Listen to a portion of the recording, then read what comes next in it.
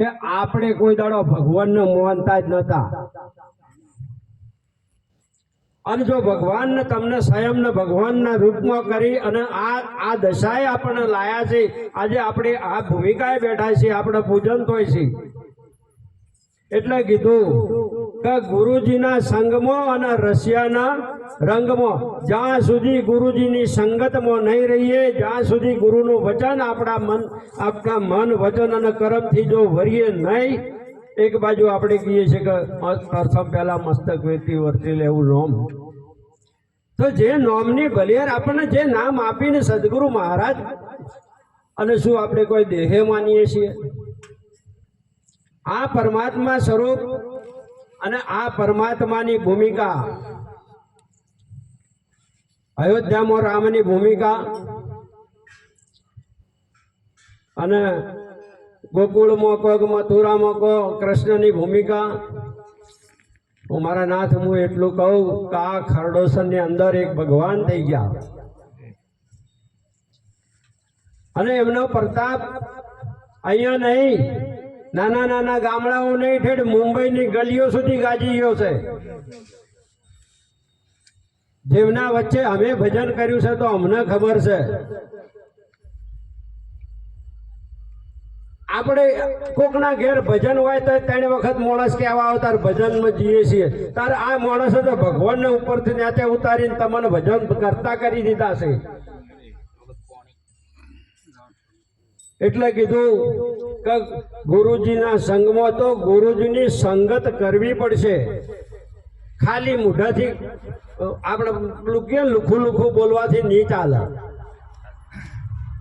નામ લીએ અગરદાસ મહારાજની જય બોલાઈએ તો સક્ષમ થયમ એ આને આ તો અક્ષર દેહે તો વહી ગયા છે. આપણે 2 પુસ્તકોના વિમોચન કર્યા છે.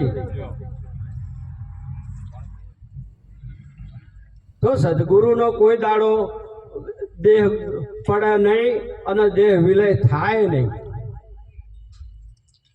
આ તો આપણે માની લીધું છે. પછી આગળ કીધું કે કાયા અને માયા, આ કાયા અને માયાના ભોગ વેગળા ના થાય ત્યાં સુધી પરમાત્માની પ્રાપ્તિ નહીં, કોઈ કાળે નથી. એટલે આપણા બુદ્ધની અંદર અને દરેક જગ્યાએ તમે જો કોઈ પણ સંપ્રદાયની અંદર જો ગમે તે જગ્યાએ જો આ કાયા અને માયાના ભોગ તો વહેલા મૂકવા પડશે. નહીં મુકાય તો તમને તમારું સ્વરૂપ નહીં સમજાય. આપણને આપણું સ્વરૂપ જાણવા માટે બી આ દેહને પાછો મૂકવો પડશે એક બાજુ, અને તો પછી આગળ કહેશે કે જ્યોતિની જ્યોતમાં. એટલે આવા જે પરમાર્થી જે સંતો મહાપુરુષો થઈ ગયા છે. અને હું તો ધન્યવાદ એટલા માટે કહું કે તમને આ જે આપણા ભક્ત મંડળો જે ગામે ગામેથી આવે છે, શાના માટે? આ મહારાજના પ્રેમને લઈને અહીંયા સુધી બધા આપણે ભેગા થઈએ છીએ.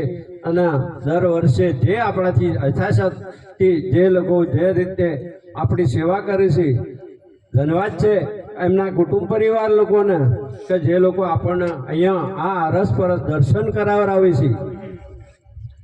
અને એમની યાદમાં આપણે તો શું કરી શકીએ, પણ જે કરીને ગયા છે એના માટે આપણે અહીંયા ભેગા થઈએ છીએ, એકબીજાના દર્શન થાય છે.